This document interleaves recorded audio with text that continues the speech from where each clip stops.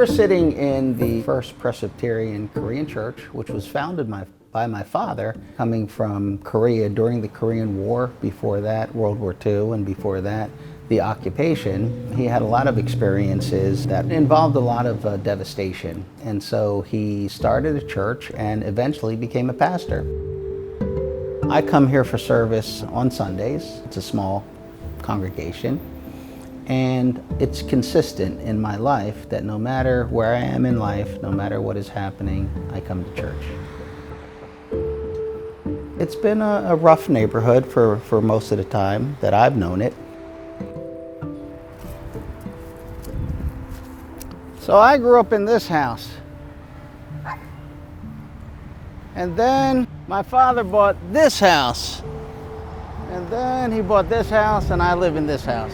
When I was a child, this was a working class white neighborhood. And unbeknownst to me, I was living through white flight.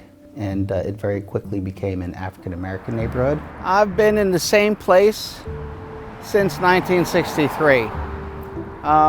So I have a vantage point of how everything changes and how certain things never change.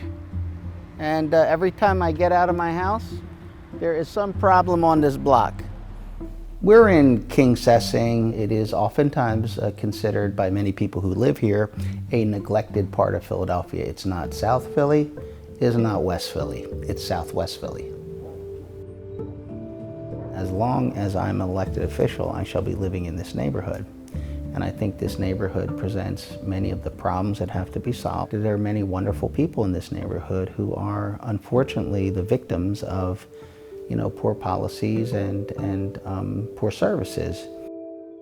To me, living in this neighborhood is living in reality. About 15 minutes this way, there was a couple that was murdered, and we had a young man just murdered on the corner waiting for the bus. My father, he didn't believe in moving out. He believed in staying where he was. And he would say, this is a God-blessed neighborhood. He didn't look at it as a choice. He looked at it as he was where he was supposed to be. There's every reason to leave this neighborhood, but he would say that if every good person left every bad neighborhood, it would never be a good neighborhood. Now, I'm not trying to say don't leave bad neighborhoods, like you gotta go. But he was a pastor, and what I will say is that he was the real deal. We have just one issue that is overriding every other issue, and that's public safety. People all over this city, they want the crime taken care of. The second thing is they want to change because they have seen and heard the same thing said and done with no change, no change, no change. I look to see, is there a way to win?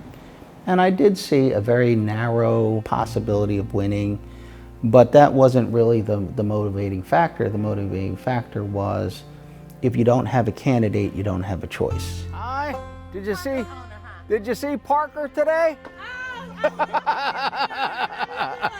Yeah, the kids love Parker. I love Parker. Oh. Always talking to Parker. All right, good. All right, good to see you. Take care. All right.